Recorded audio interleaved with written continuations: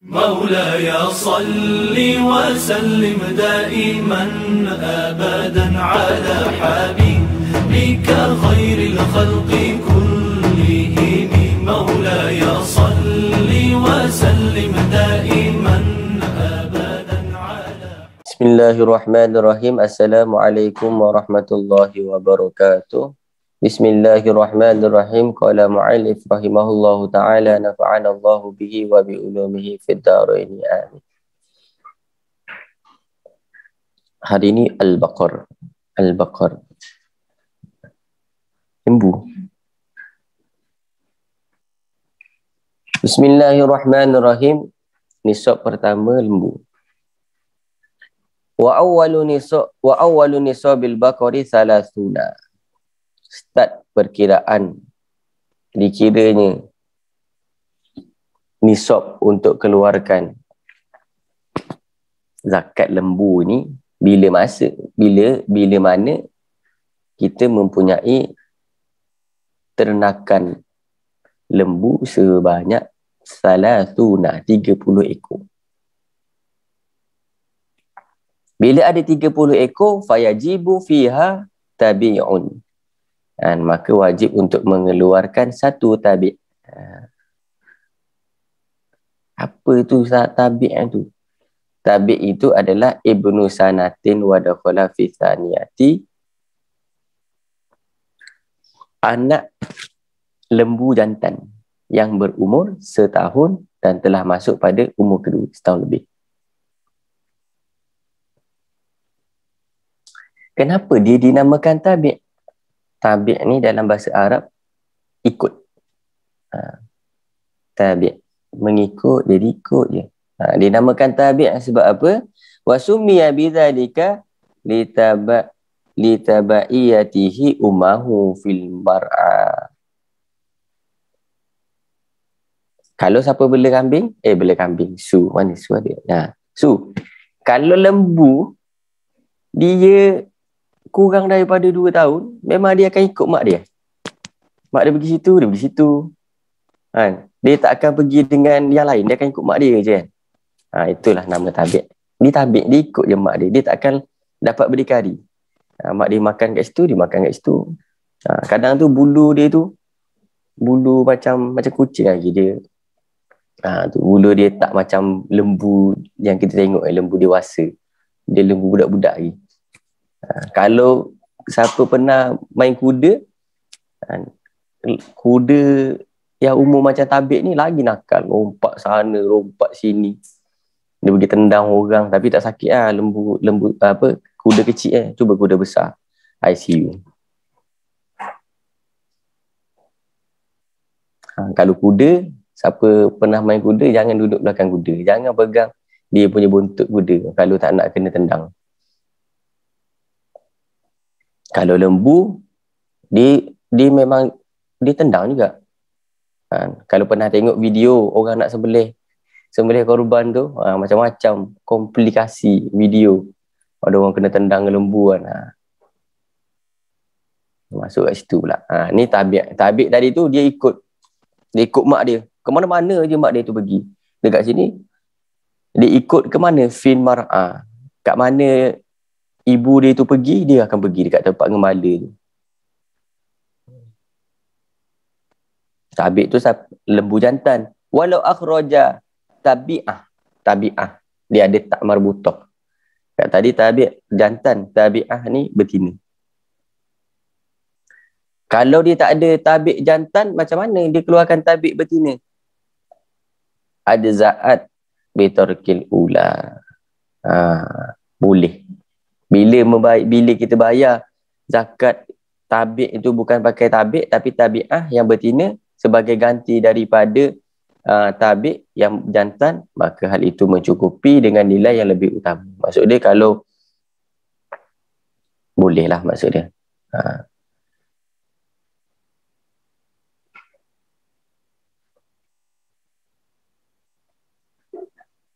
Kemudian wayajibu fi arba'ina.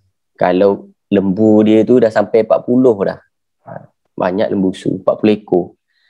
Dah 40, Berapa zakat dia? Apa yang perlu dia kena keluarkan? Dia kena keluarkan musinnah. Mim, sin, nun, tak marbutah. Tak marbutah tahu tak? Tak marbutah. Tak. Tak marbutah ni tak yang macam ha tu ada titik. Bukan tak perahu.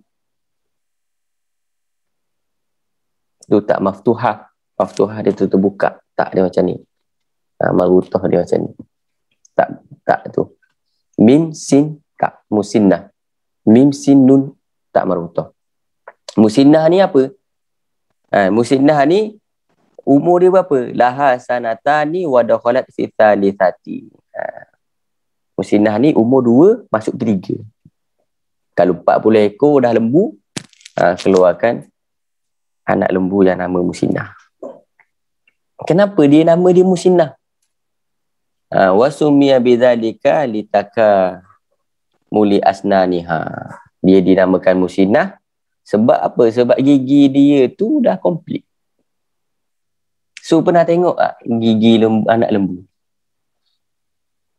Memang saya akan tanya Su sebab Su dia ada lembu kat sini. Siapa pernah? Cuba tengok baby lembu tu yang kecil tu buka mulut ni. Tak ada gigi lagi. Nanti dah sampai kat tabik tu dia ada sikit-sikit. Dia masuk 2 ke 3 tu, dia dah ke musinnah tu, gigi dia komplit. Walaupun ada hijau-hijau. Hijau-hijau rumput.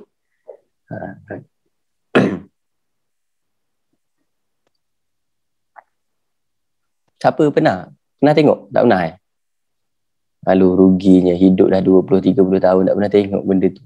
Cubalah pergi tengok.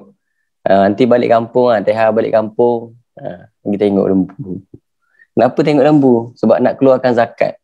Niat dah ada dah nak keluarkan zakat tu, maka Allah nanti mudahkan. Kata guru saya, kita ni walaupun tak ada duit ni, kita kena ada niat untuk keluarkan zakat. Supaya apa? Supaya Allah kata, oh dia ni kalau aku bagi duit, dia keluar zakat ni. So Allah bagi. Kita tak ada duit. Ada duit pun nak lari daripada bayar zakat. Allah kata, nak ya bagilah biar aku tak sampai nisab macam tu.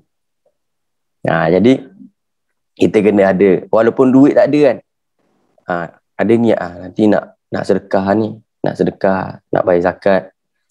Nanti Allah tengok, oh hamba aku ni baik dia ni, hati dia ni suka membantu. Tapi dia nak bantu macam mana kalau kewangan dia tak ada? Aku bagilah kewangan. Allah pun bagi duit, dia boleh keluar zakat, dia boleh sedekah.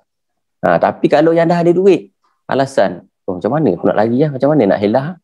Nanti Allah kata, oh helah di sini, biar aku hilangkan duit kau, biar kau tak boleh nak keluar zakat.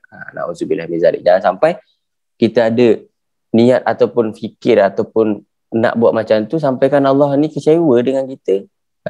Allah kecewa dengan kita, Allah tak bagilah. Sebab Allah ni zat yang maha pencemburu. Allah sangat cemburu. Apalagi kalau kita melakukan perkara yang Allah Subhanahu Wa Taala larang. Kita hari ni kita ada senang faham je, maksiat ataupun perkara yang Allah larang itu adalah perkara yang Allah tak suka.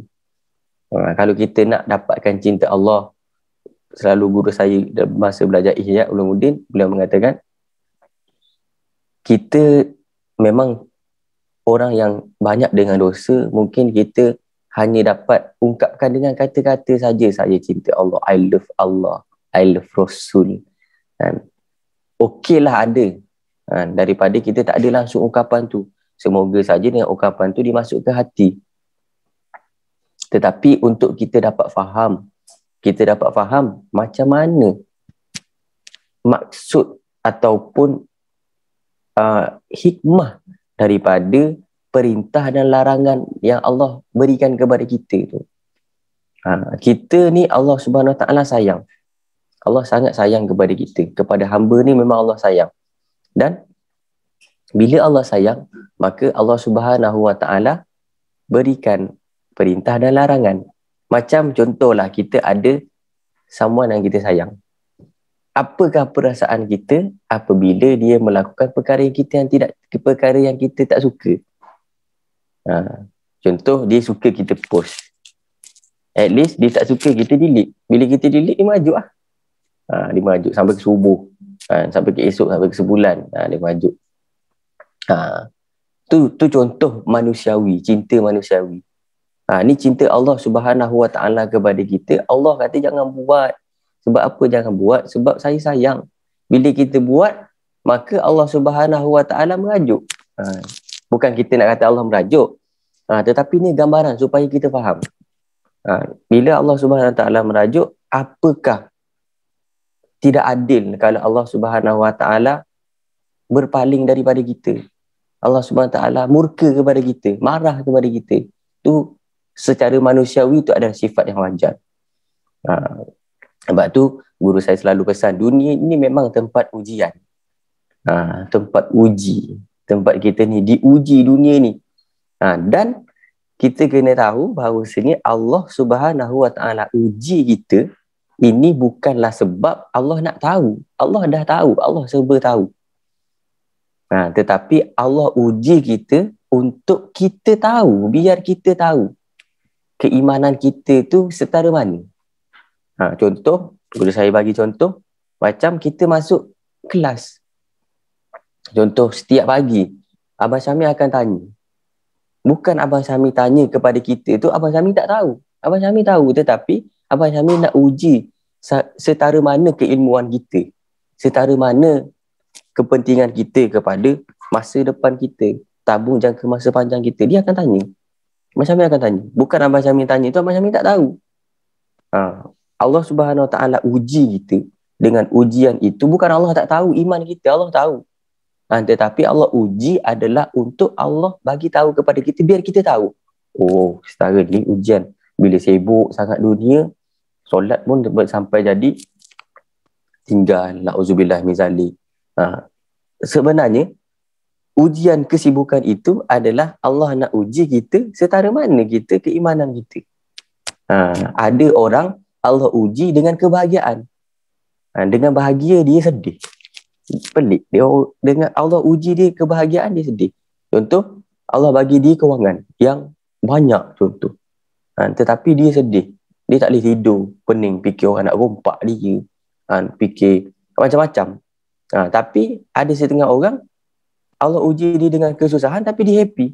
Dia tak ada duit tapi dia boleh tidur lena, bawah jambatan, relax. Walaupun nak kena ada Allah uji dia dengan nak dibandingkan dengan orang lain yang kewangan lebih banyak, dia lebih sikit tapi dia hidup dia bahagia, makan kenyang, tidur lena. Jadi sebenarnya ujian yang Allah Subhanahu Wa Taala berikan kepada kita ni adalah bukan untuk Allah Subhanahu Wa Taala Allah Ta'ala nak tahu, Allah tahu. Tetapi Allah nak biar kita tahu diri kita, biar kita sedar diri kita. Na'udzubillah min zalik. Kalau ketika kita kena ujian, sampai kita doa kepada Allah, ya Allah, apakah dosa saya? Kita terus minta maaf kepada Allah Subhanahu Wa Taala. Jadi, sambung lagi tadi, 40 ekor lembu keluarkan berapa? Keluarkan 1 ekor musinnah. Kenapa nama dia musinnah? Kerana gigi dia tu dah sempurna, genap gigi dia tu. Sekejap Ustaz, nak tanya soalan. Okey, maksudnya bila wajib zakat dengan cara bayaran, contoh 30 ekor sapi jantan tabi. Lepas tu kalau 40 ekor musinnah kan. Kalau maksudnya bayaran tu dengan binatang tu ataupun dengan nilai binatang tu? Dengan binatang tu. Maksudnya pergi ambil binatang yang baby ni bagi pada orang ke macam mana tu? Bagi pada macam, orang mungkin tu. So dalam 30 ekor unta, 30 ekor lembu tu mesti dia ada anak lembu. So anak lembu tu dia bagi anak lembu, kesian anak lembu. Barunya musuh. Dipisahkan dengan ibu ya. Tu paling sikit. Tu paling sikit. Maksud dia bang, tu paling sikit. Sebab Allah tak perlu, Allah tak bagi tahu dalam agama dia tak perlu 30 ekor lembu dia kena keluarkan seekor lembu yang besar. Lagi berat dia. 4,000, 8,000, berapa ribu lah. So berapa seekor lembu? Harga dia 5,000 kan? 3,000.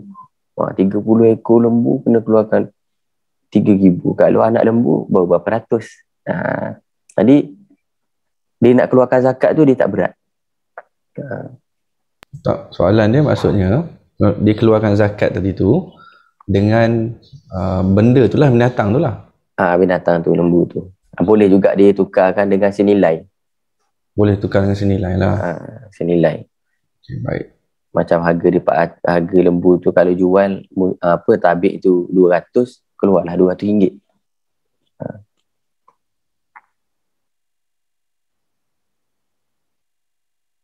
Kemudian kalau dia tak ada musinah, dia tak ada lembu yang gigi dia tu cengkuk, dah 2 ke 3 tahun tu tak ada. Kalau dia bayar dengan 2 tabik, macam mana? Untuk 40 ekor lembu tu, dia keluarkan dengan 2 tabik. Maka menurut kaul yang sahih, boleh, cukup.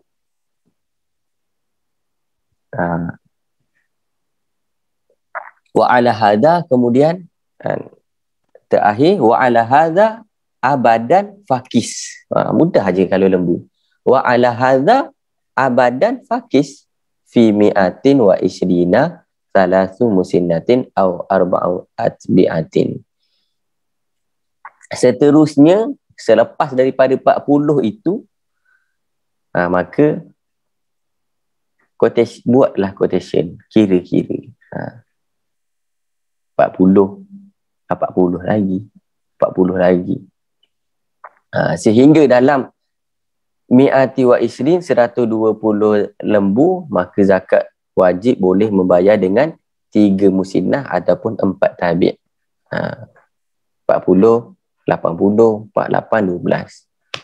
3, 6, 9, 12. Gitu. Soalan dia, apa yang nak tanya satu seorang? Rafif, kalau ada 39 ekor lembu, berapa zakat yang perlu dia keluarkan?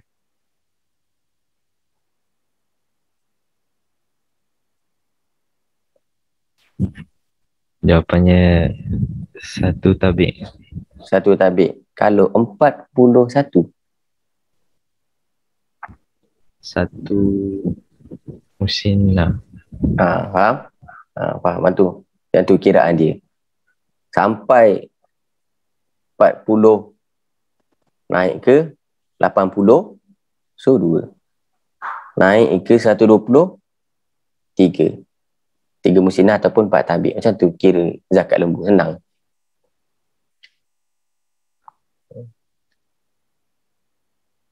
Dia kira 3, 6, 9, 12, 15, 18. Maksudnya 30, 60, 90, 120, 40, 80.